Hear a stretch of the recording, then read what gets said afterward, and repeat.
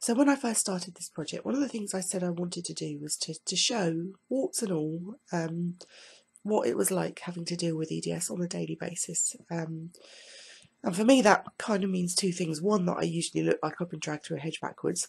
Clearly today is no exception. And two, that it involves lots of decision making and lots of thinking about what the consequences of those decisions are going to be for you on a daily basis. Now, this morning,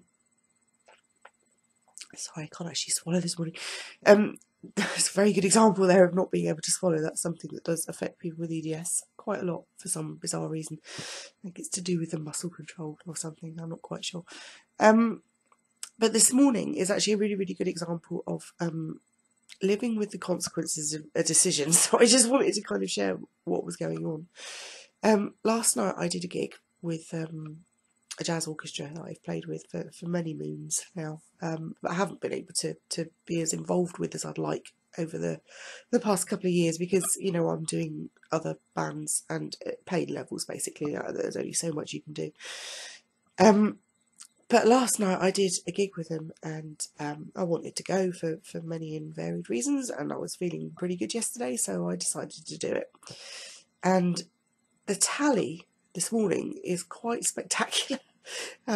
Actually more spectacular than I was expecting, so kind of worth sharing, I think. First of all, I have absolutely excruciating back pain, which started about halfway through the set last night, and is a result of perching on a strangely angled chair. EDS people are often quite badly affected by their seating. Sort of a strangely angled chair with a saxophone slung off your neck. So that's a big issue this morning, to the extent that I'm kind of hobbling around my flat on the crutches. Normally I use the crutches outdoors, and I'm pretty much okay getting around my flat, but this morning I'm kind of needing them to get up and stand up and because my back's hurting so much. And talking necks, obviously you wear a saxophone on a neck strap, so that's slung off your neck, and it weighs about 9 pounds. So you have all that weight strangely balanced off your neck for sort of like a couple of hours. So my neck's gone out all down which is my left or my right? My left side. It's very painful this morning because obviously you hold your saxophone to the right, so compensatory, it goes out on the left. So that's out. My left shoulder's gone out. Not quite sure why. It's just gone for a little holiday. It's not quite in where it should be, but all attempts to kind of put it back in are not really happening. So obviously my hands are very painful this morning after 2 hours of, you know, twiddling to make notes. Normally I would wear, when I'm playing, I have a set of they're actually edema gloves, and they make your hands look like max headroom. I'll show you them at some point. They're quite groovy. But what they do is they increase your proprioceptive feedback from your hands to your brain, so you can tell when you're moving your fingers too much, which you can't if your proprioception is a bit knackered. You don't know. You need some help with that. So normally I would wear those when I was playing, which stops me over moving my fingers and can help to control the pain a little bit. But obviously last night was a formal concert, and I say formal concert, it was a smart gig, and I didn't want to wear them because, you know, you feel a bit self-conscious about it. So I left them off, and my hands are quite painful this morning, which is going to inform a lot of what I can do for the rest of today, you know. So I can't, you know, chopping food, for example, is going to be out. Being on the computer is probably going to be out too much, which is fine because my broadband's gone down, so I will actually get a day off of that today. So yeah, so my hands are very painful, and my knees and my hips from where I was sitting on the chair, but also from coming up my steps after the gig when everything was already starting to hurt. So you're putting weird pressure on other bits of your body. So I'm walking up my steps on my crutches, holding a backpack case, which actually weighs, I've weighed it before, it weighs 18 pounds. So that was all going through my knees and my hips, so they're quite painful. But probably the weirdest thing is really, really weird sinus pain. And I think that is possibly, I mean, I don't know, I'm not an expert, but I think that's probably a result of just basically forcing air through my face. for 2 hours to in order to be able to make sounds on my instrument. And so you've got all this high pressure air rushing through your sinuses and your throat, which actually is also very painful. And it's really, really hurting with just absolutely throbbing sinus pain today. And there's really not much I can do about it because I can't take a decongestion, because then that'll make my heart race. And believe me, I tried last night when I got in, and the result wasn't pleasant. So I'm not risking that again this morning. Obviously the fatigue is quite horrific this morning.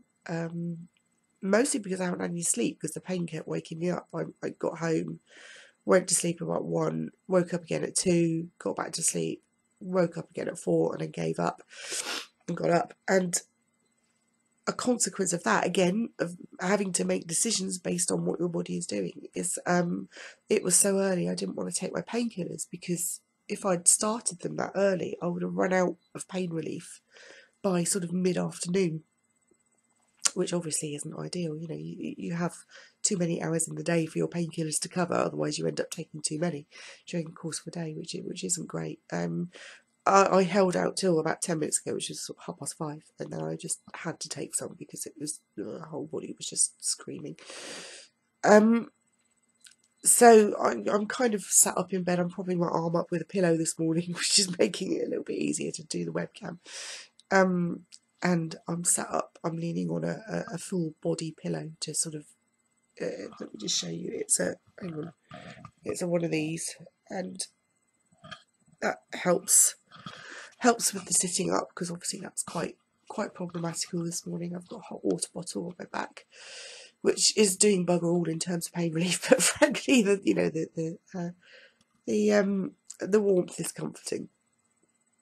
So this is where the pacing aficionados have a field day with somebody like me, because what they will say was, well, you know what the consequences of playing your saxophone for 2 hours is going to be, so why do you do it? And the answer to that is because I bloody well want to, and because I think I deserve to have some fun once in a while. But this is inevitably, there are consequences of that decision, and this is kind of it. But for me, I mean, I don't work. I can't work at the moment, and music is the only thing I do. It's the only thing I've ever truly loved, the only thing I've been good at ever in my life. And the thought, that one day I'm going to have to give it up because my body's just not going to allow me to do it anymore, is frankly absolutely bloody terrifying. As it would be, the thought of having to give up your main thing in life, the thing that keeps you going, is terrifying. So I do tend to make hay while the sun shines in that respect, and this week that's involved, I've done 3 rehearsals and a gig, which is clearly obviously too much, but if I didn't do it, what would my quality of life be? This is the thing that keeps me going, and yes, it hurts, and yes, I have to live with the consequences of doing it, but what would my life be like if I didn't?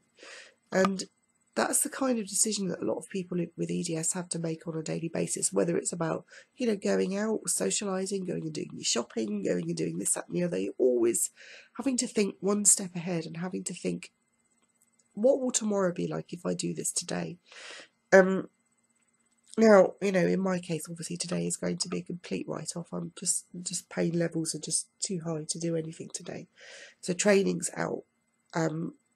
It's going to be ready meals in the microwave. It's going to be, I might be able to do some cross stitch if I'm lucky, if my hands stop hurting long enough to do it. But it's just going to be a complete write-off of a day. But for me, it was kind of worth it, because I had that experience last night and I really, really enjoyed it. It was just so much fun. And but the moral of this story is, be patient with your EDS buddies. If you have somebody in your life with EDS, just because they were able to do something yesterday doesn't mean that they will be able to function the following day. And in fact, the choice to do something often means you won't be able to do anything the next day. So be patient. Don't sort of say, oh, you were fine yesterday, why can't you get up today and do it? This is why, because we have to live with the consequences of pretty much every step we take, and we have to think about every step we take before we do it. And sometimes you just have to decide that the pain is going to be worth it, and this is one of those days. But just, you know, be nice to people. And ironically, somebody said to me after the gig last night, they said, you know, oh, you don't look like you've buggered yourself up too badly. You look really good. And I was like, wait till but I'm wait till I get home. Wait till I wake up the following morning, and sadly, it's been proved to be true. But anyway, this is it's very early, so I'm going to shut up now because I'm annoying my neighbours, I expect. But I just wanted to show this because this is a sort of often overlooked part of having to deal with a chronic illness is the consequences of your life choices, basically. And it's not all fun and games, so please do be patient with the people in your life that have this.